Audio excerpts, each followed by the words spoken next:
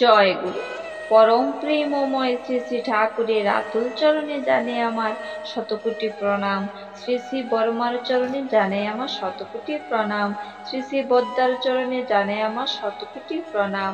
আপনাদের প্রতি প্রত্যেককে জানাই আমার আনন্দিত জয় গুরু। আজ ইষ্ট প্রসঙ্গে যে বিষয়টি আপনাদের সঙ্গে শেয়ার করব সেটি হলো গুরুর শাসন মানতে হয় কেন। এই প্রসঙ্গে শ্রী শ্রী ঠাকুর কি বললেন, খুবই দুর্দান্ত একটি ইষ্ট প্রসঙ্গ। অবশ্যই ভিডিওটি শেষ অবধি শুনবেন। একজন জিজ্ঞেস করলেন, ঠাকুর গুরু বদলান যায়? শ্রী শ্রী ঠাকুর বললেন, সদ্গুরু বদলান যায় না। গুরু মানে সদ্গুরু।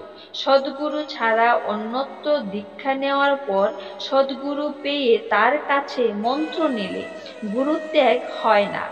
দীক্ষাদানের অধিকারী হলেন সদ্গুরু।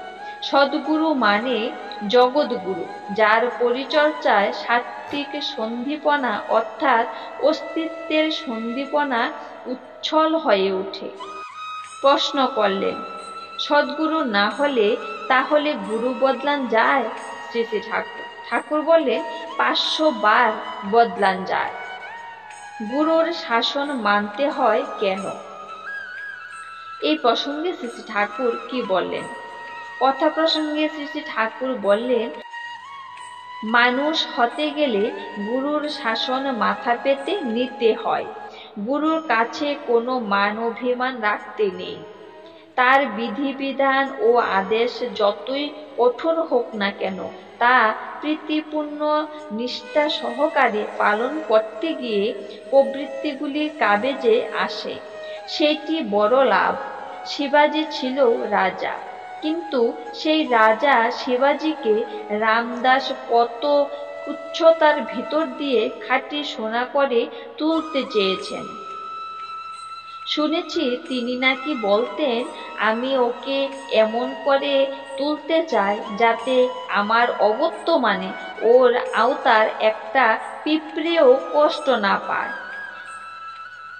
কাঠুরিয়া বাবা তার শিষ্যদের প্রতি খুব কঠোর ছিলেন এবং এর কারণ জিজ্ঞেস করায় তিনি বললেন, আমি ওদের এমনভাবে মানুষ করতে চাই যাতে জগতের কোনো কষ্ট ওদের কষ্ট দিতে না পারে। একজন প্রশ্ন করলেন, ইষ্টকে ভালোবাসবো কোন উদ্দেশ্যে? শ্রী শ্রী ঠাকুর বললেন, উদ্দেশ্য থাকলে হবে না।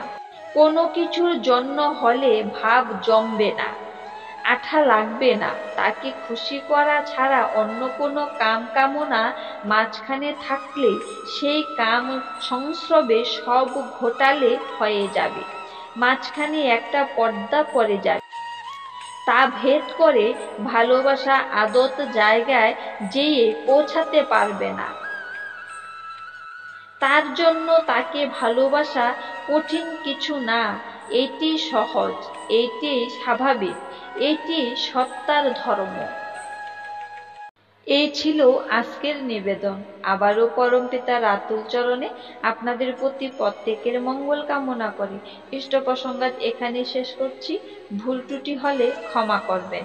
জয় গুরু।